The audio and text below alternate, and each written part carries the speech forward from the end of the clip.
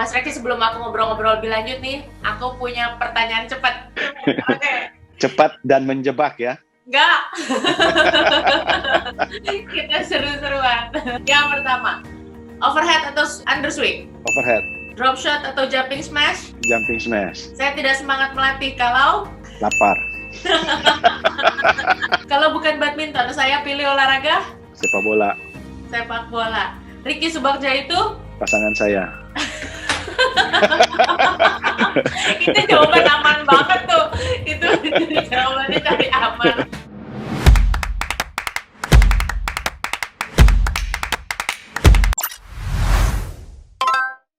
Hai, assalamualaikum teman-teman semuanya. Balik lagi bareng saya Nelma Daan. Seperti yang di video-video sebelumnya, aku banyak ngobrol sama teman-teman Indonesia yang memiliki bakat dan prestasi. Nah, narasumber kali ini mempunyai dua hal tersebut dan juga pahlawan Indonesia. Beliau dan pasangannya sudah banyak banget memberikan medali emas untuk Indonesia. Apalagi ini yang paling seru waktu di Olimpiade Atlanta 96. Langsung aja kita ngobrol-ngobrol bareng Mas Reksi Mainaki. Halo Mas. Ya, halo juga. Aduh, terima kasih ya Mas. Akhirnya bisa ngobrol langsung loh ini. Mas Reksi, boleh dikasih tahu teman-teman Mas Reksi sekarang posisinya di mana, lagi ngapain Mas?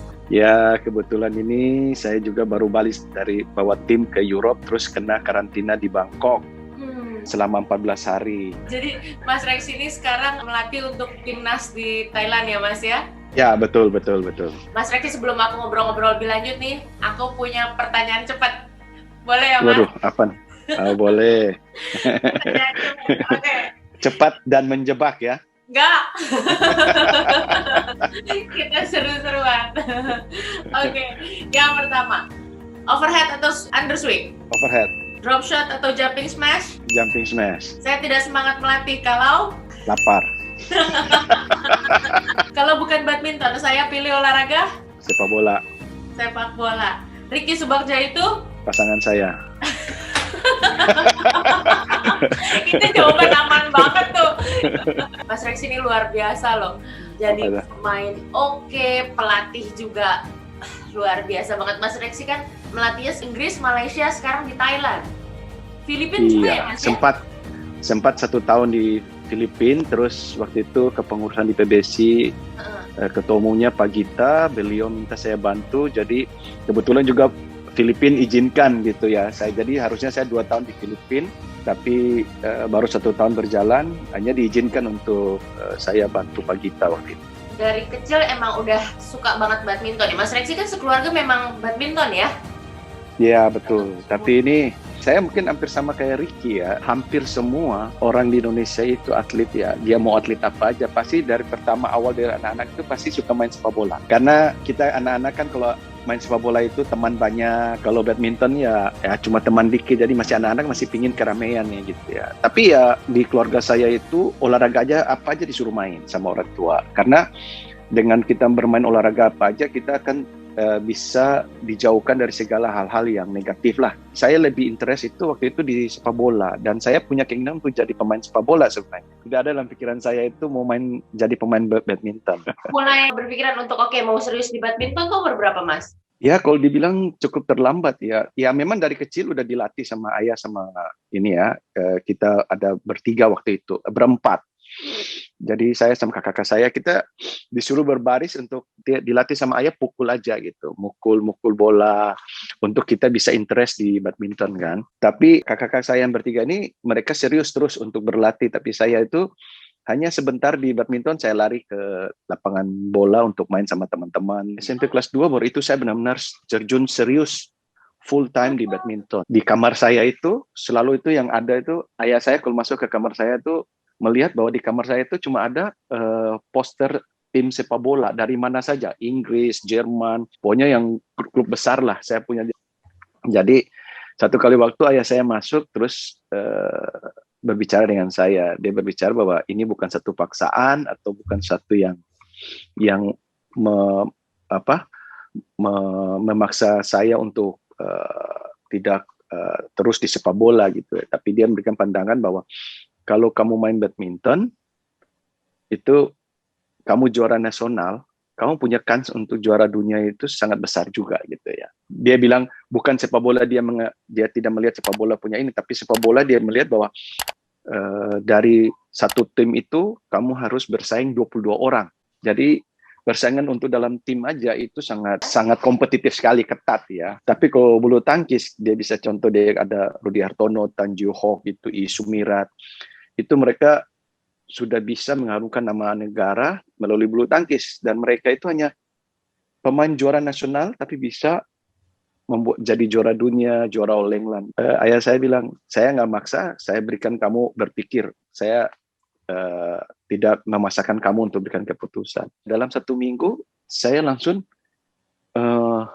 melihat itu sepak bola, kok kenapa saya ini yang pos-pos sepak bola kok pemain-pemain Eropa, Amerika Latin, kok nggak ada Asia gitu ya. Berarti kan apa yang dibilang oleh ayah saya itu benar gitu kan. Di saat itu langsung saya sobek semua. Itu pemain sepak bola itu saya tahu waktu itu semua namanya. Dan waktu saya lihat, saya cuma sebatas tahu mereka, tapi saya akan tidak, apakah saya bisa seperti mereka, enggak. Dan itu dalam 1 minggu itu langsung saya ambil semua itu, saya bersihkan semua itu, ini saya taruh di dalam laci saya.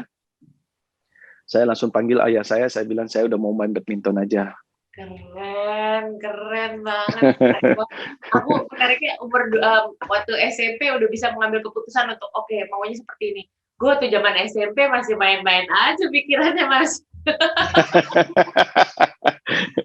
Nah, ketika sudah di badminton, bagaimana perjalanan Mas sampai bisa dipasangkan dengan Ricky Subagja? Wah, perjalanan panjang. Langsung pair nggak?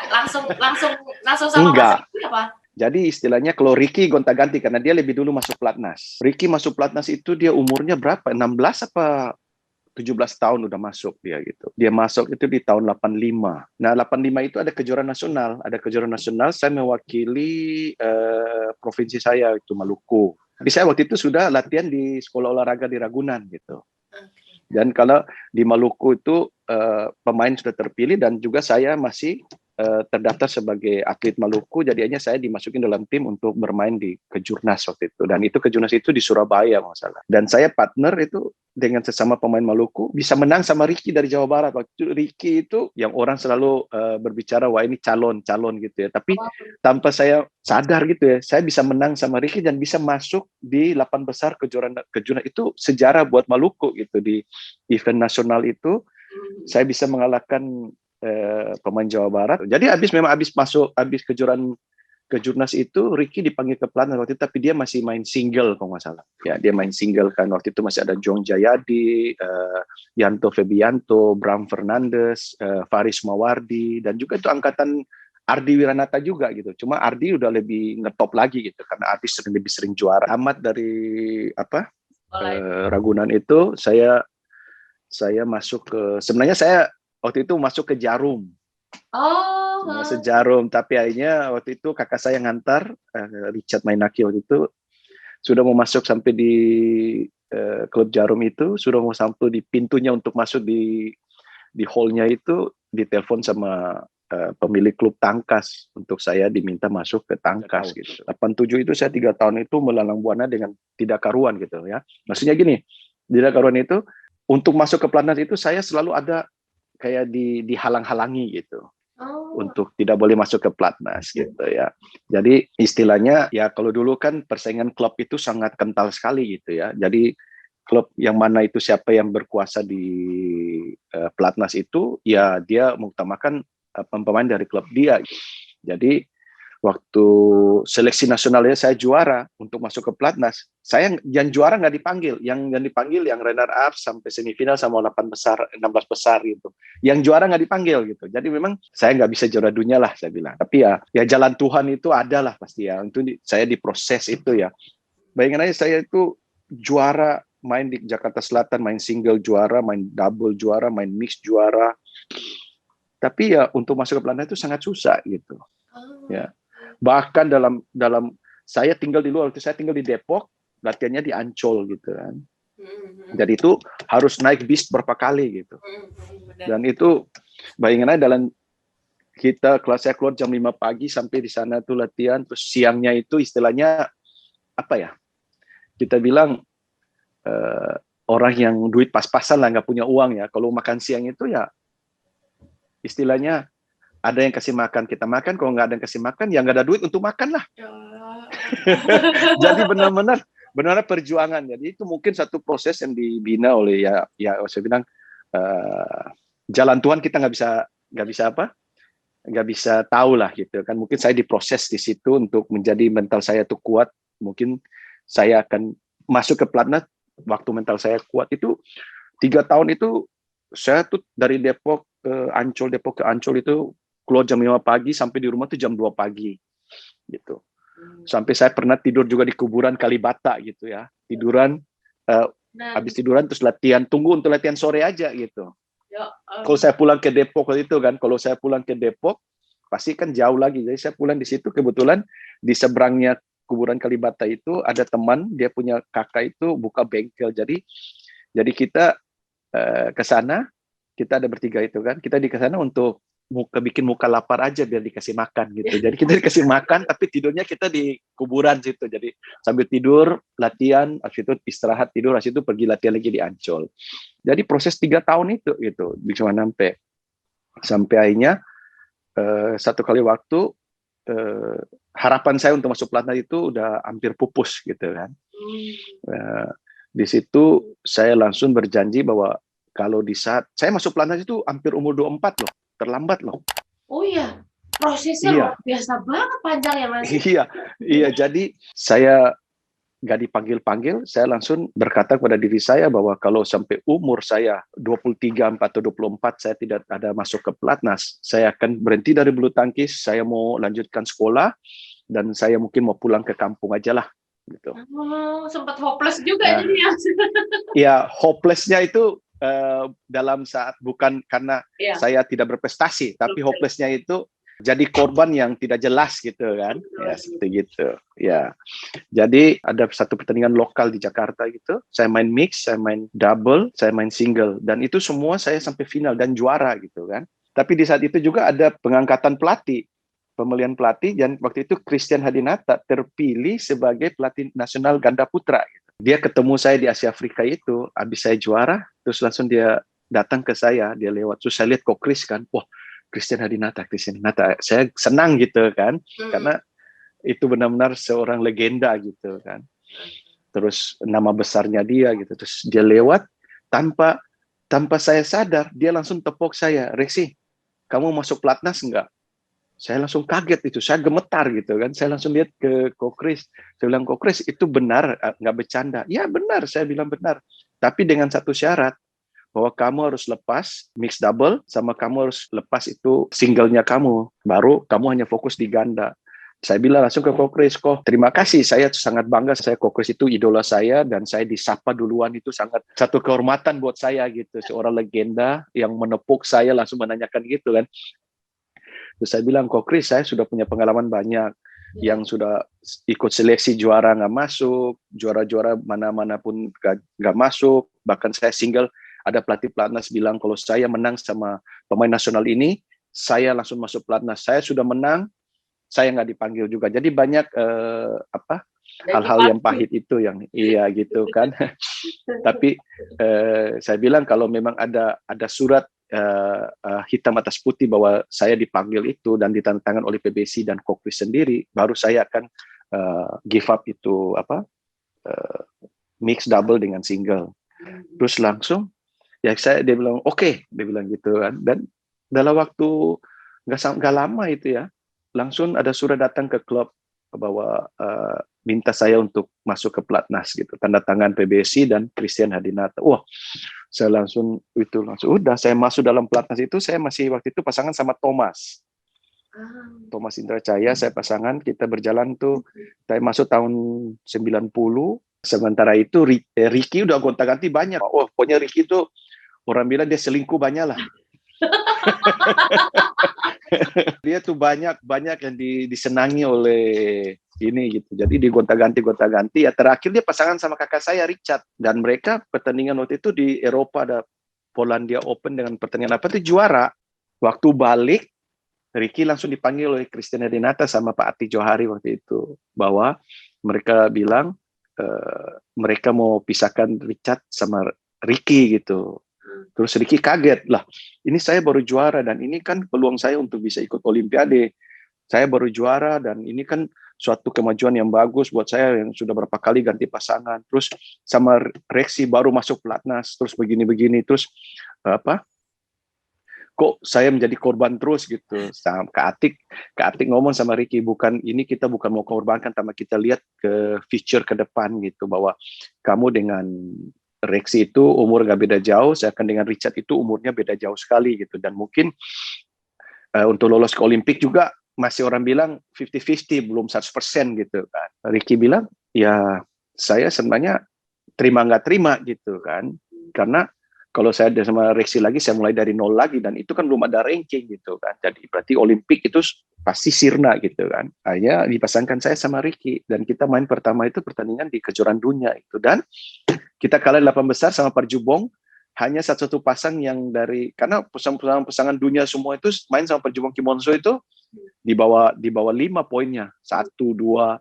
Saya sama Ricky itu dapat poin 11 sama berapa lah gitu. Wow. Ada perlawanan gitu kan. Nah, di situ Ricky mulai ada satu kepercayaan sama ini. Bahkan Ricky waktu habis itu langsung dipanggil sama Pak Atik kan. Terus Ricky udah bilang ke saya gitu, ini pasti Pak Atik akan tanya bagaimana pasangan kamu berdua, rasa kecocokan nggak? Ricky bilang, saya udah nggak mau pisah lagi, saya udah nggak mau ganti pasangan lagi. Saya akan jawab bahwa saya cocok, dan Ricky bilang ke saya, kamu harus jawab cocok juga gitu. Saya nggak tahu apa dalam pikiran kamu, tapi kamu harus jawab cocok. Saya udah nggak mau pisah lagi gitu kan. Oh, aduh, aku udah 2 kali merinding nih denger ini ya. Aduh. Perjalanan pertandingan itu kita selalu masuk sampai final tanpa sadar kita langsung masuk ranking berapa, dan itu masuk untuk lolos ke Olimpiade gitu. Jadi tanpa kita sadari, kita hanya jalankan aja gitu kan, masih usia muda, masih bermain aja gitu, lawan siapa ayo itu. Jadi ya kita bisa lolos gitu. Mas Rexy tadi cerita, aku 3 kali merinding jadinya loh. Beneran itu langsung beneran lihat di sini, memang kalau misalnya kita fokus terus berjuang gitu dan nggak lupa untuk berdoa. Yang pertama tadi ternyata betul. Jalannya ada ke pelatnas gitu kan Mas. Siapa yang sangka iya, betul. Mas udah di depan pintu PB Jarum gitu, tiba-tiba ditelepon dan ada tawaran lain gitu kan. Itu pertama. Yang kedua ternyata Mas udah set, oke, umur 24 kalau misalnya nggak masuk pelatnas mundur nih, dan tiba-tiba jalan, bukan tiba-tiba sih, melalui proses gitu ya, tapi ternyata ada jalannya seperti itu. Dan iya, betul ya. Ketika ketemu sama Ricky Subagja begitu, meskipun awalnya ada penolakan gitu ya, tapi lagi-lagi karena usaha dan pastinya ada doa gitu. Dan itu ya memang saya lihat mungkin ini ya, dengan pertama saya begitu antara dilema mau milih sepak bola dengan badminton, dan hanya saya korbankan untuk sepak bola dan saya milih badminton itu. Di saat itu saya sudah berkeinginan untuk bisa juara dunia gitu, punya mimpi untuk jadi juara dunia. Mungkin ini satu proses yang diberikan oleh Tuhan untuk saya nih, saya harus siap mental untuk masuk sini kalau kamu jadi juara dunia gitu ya. Ini saya lihat juga sesuatu yang dibina gitu. Saya dibina mental saya untuk siap menjadi pemain yang inilah. Apa sih Mas kecocokannya sama Mas Ricky Subagja Mas, sampai bisa pasangan ya gimana ya? Itu ketemu banget gitu. Kita punya filosofi di lapangan itu memang sama ya. Kita kalau berlatih itu selalu sama gitu. Berlatih untuk menjadi yang terbaik gitu kan. Kita dua juga berlatih itu tidak pernah main-main. Kita berdua itu serius gitu kan. Dan di lapangan itu filosofi kita tuh bahwa sama gitu ya. Cara berpikir kita tuh sama, bahwa kita punya kecepatan, kita punya kecocokan dalam cara berpikir, cara untuk menukar posisi untuk siapa di depan, siapa di belakang, ya, bagaimana untuk menukar dari defense ke attack gitu ya kan. Semua ini kita tuh sama gitu, dalam cara berpikir sama gitu, dan tujuan kita tuh sama gitu. Biarpun saya sama Ricky, kalau di luar Ricky kan lebih akrab dengan kakak saya Richard. Kalau saya itu kan lebih senang, ya saya lebih senang abis latihan udah istirahat, gak ini kan. Kalau Ricky tuh senang sama kakak saya tuh suka ngobrol apa gitu ya. Jadi istilahnya kita di luar tuh tidak akrab seperti apa yang orang bilang, saya di lapangan ini saya sama Ricky tuh kompak banget. Tapi kita punya tujuan tuh sama, berlatih untuk menjadi yang terbaik gitu. Wow. Iya loh, sudah memenangkan lebih dari 30 medali emas internasional. Ini kan unbeatable banget. Wah, keren. Padahal Mas, aku inget loh, kemarin aku lihat-lihat lagi videonya gitu ya. Kalau di lapangan nih, mohon maaf, boleh dibilang kan Mas Reksi lebih ekspresif. Kalau Iya, Mas iya. kan lebih calm gitu kayaknya ya. Wah, Ya. ketemu banget, itu keren banget sih Mas. Ricky, ya kalau kadang-kadang kalau saya udah mukul bola masuk terus saya akan mengeluarkan ekspresi saya gitu kan. Ricky bisa lihat kalau ekspresi saya masih wajar tuh dia oke, dia hanya tepok oke, Oh, bagus.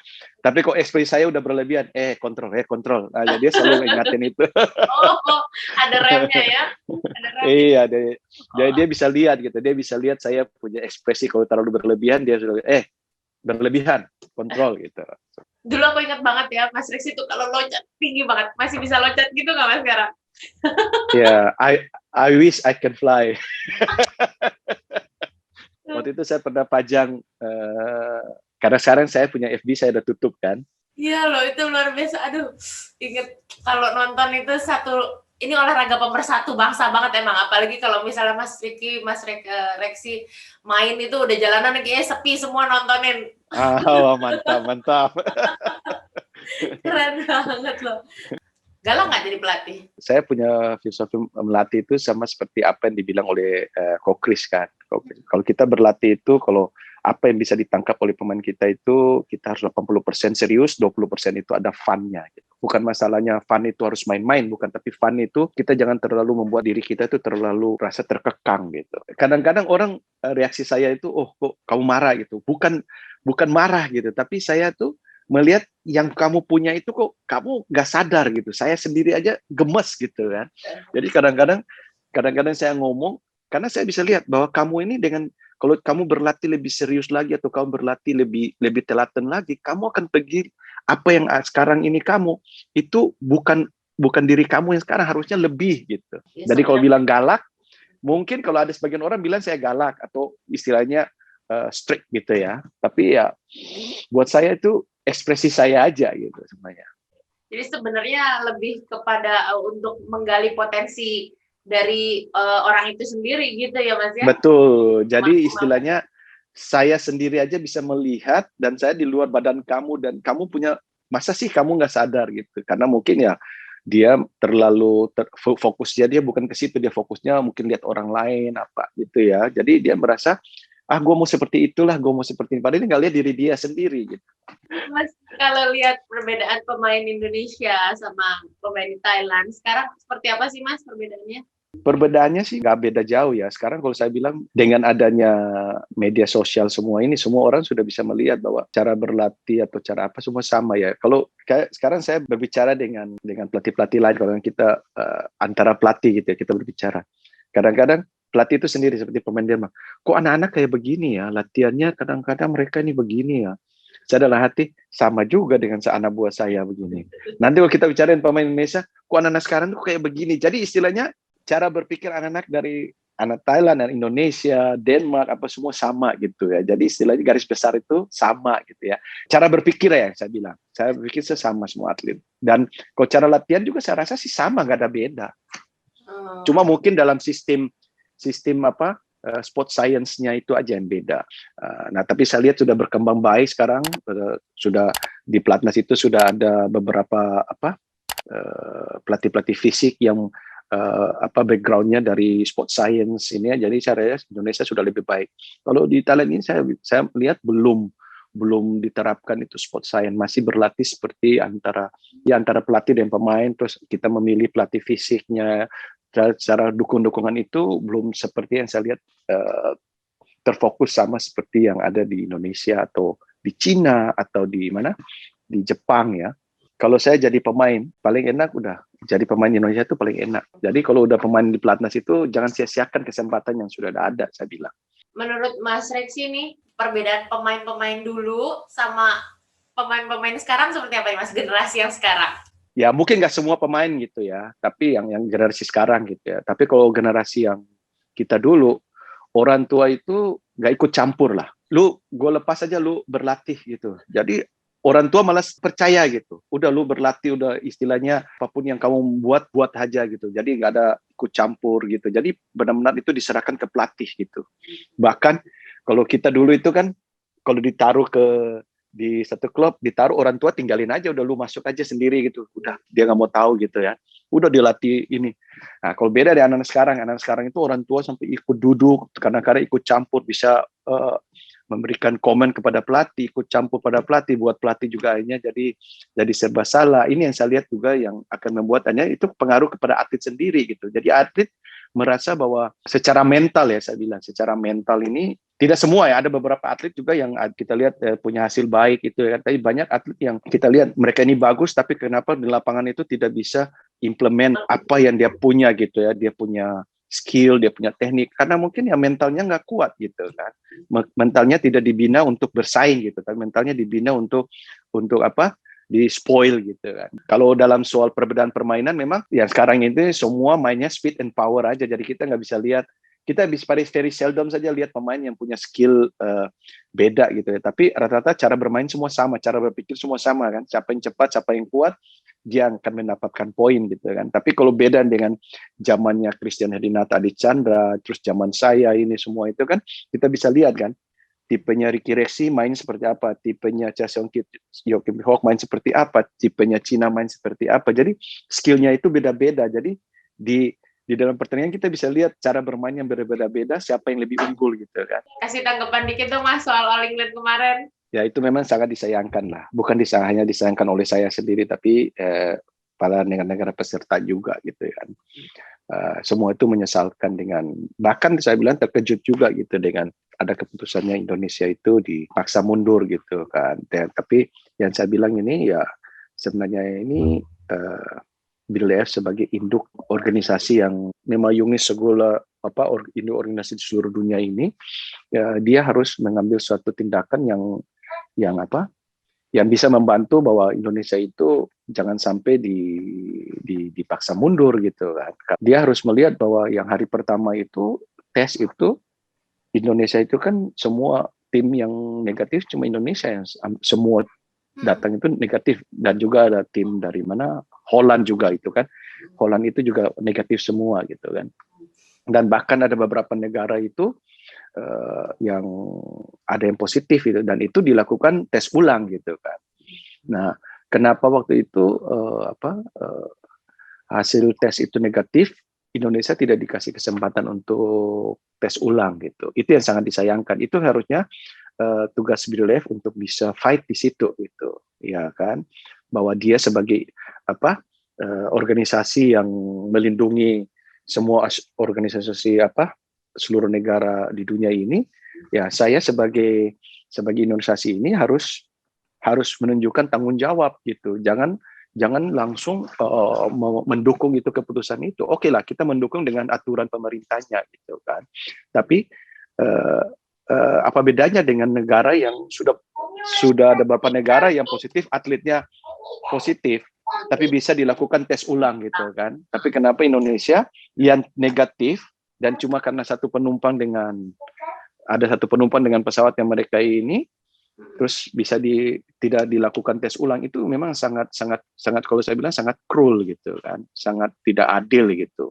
Dan caranya waktu disuruh balik itu sangat orang bilang tidak manusiawi juga gitu ya. Kalau kita bilang di Thailand ini kenapa sukses, semua orang berbilang Thailand waktu menyelesaikan pertandingan sangat sukses gitu, karena kalau ada yang positif itu dia langsung tim medikalnya datang mengambil anaknya itu, dibawa langsung ke rumah sakit untuk diisolasi jauh dari ini biar yang teman-teman yang lain bisa bermain juga gitu kan.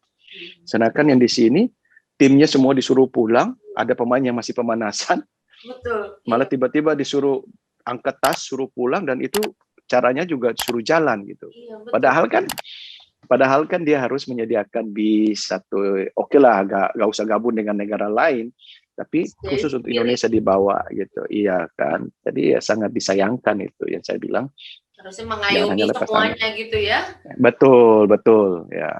Mentally pasti drop banget kan, Mas, betul. Ya? Soalnya ini kan bukan pertandingan orang bilang kayak pertandingan yang level 100, 300, tapi ini kan level besar dan All England loh. All England itu satu turnamen yang tertua dan sangat prestis gitu kan. Rencana ke depan Mas Reksi apa nih?